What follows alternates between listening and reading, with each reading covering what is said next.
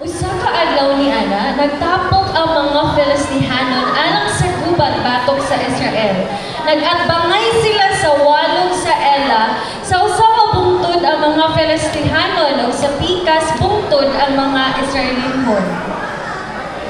Mitungha ang usa ka higanting manggugubat nga ginganlan og Goliath gikan sa Gath. Tusgan sila ug makahadlok tanaw.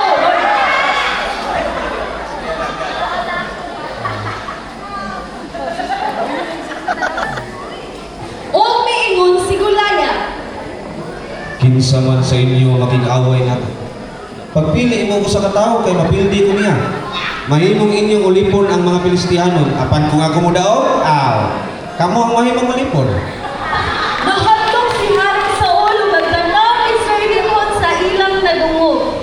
Niingon si Haring Saul, walay bisan unsa nga makapili ni atong higante.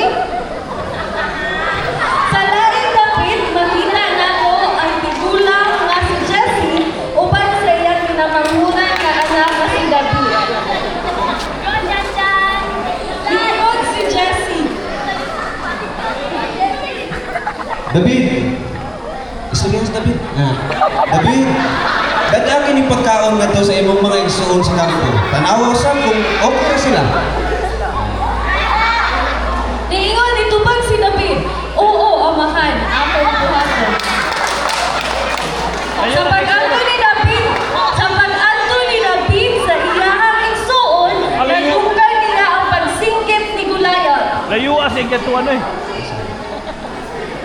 Kinsa makig-away nako? Niingon ang unang nga sundalo. Ako ah. Grabe ka, yung siya kahadlok. Wala ko taon na gusto mo tabang niya. Niingon si David, Kinsa man yung tawhana nga nagpasipala sa buhing Diyos? unya nakita ni Eliab si David, unya suko kaayo si Eliab.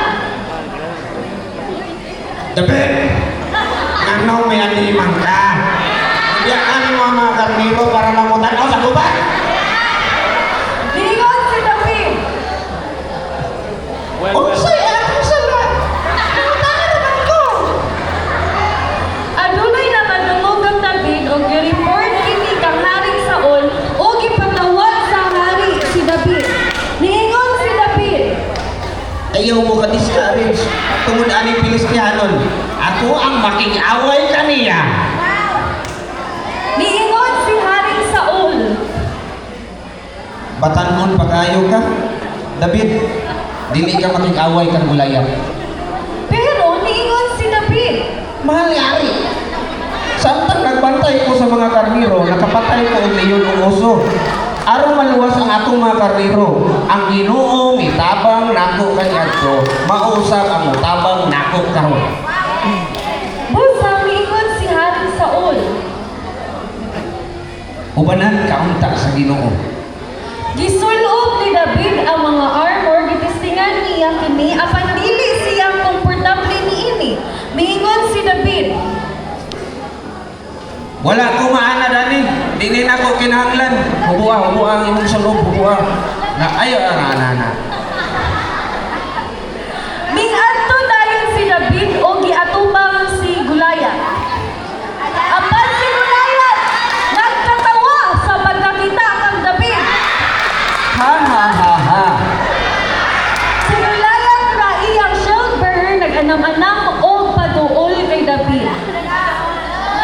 Niingon si Goliath, Bata ra day imong padalan ako. Saul, dool diri ug himuon ko ng pagkaon sa mga langgam imong lawas bata. pero niingon si David, Well. Ikaw nagdala og espada sa bangkaw. Apan ako moani sa ngalan sa Ginoong makagagahom. Karong adlaw ibugyan ka sa Ginoo sa akong mga kamot. Ug ang tanan nga naa diri makabalo nga ang Ginoo muluwas pinaagi sa bangka, dili muluwas sa pinaagi sa bangka o espada tungod ang gubat iya. nag-anam-anam og duol si Goliath kay David. O si David gidagan pagulong kaniya. Nikuot siya sa iyang bag. Nikuot O sa pato. Asa imong ID mo atong sling? O iya kini Okay na. ilang puyo Ubaw, na. Gi.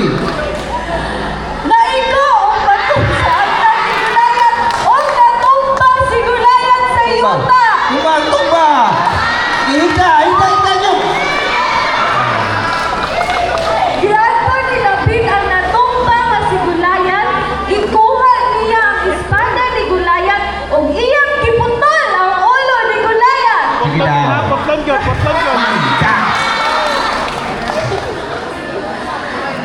Dayon ni Signet ang mga Israelino, nalipay sila kay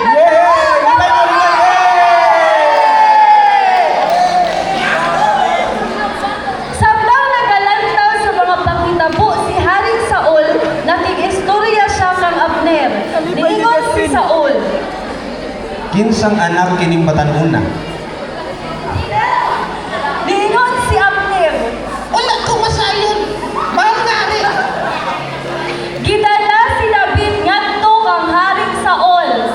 Gidala si David padulong kang Haring Saul.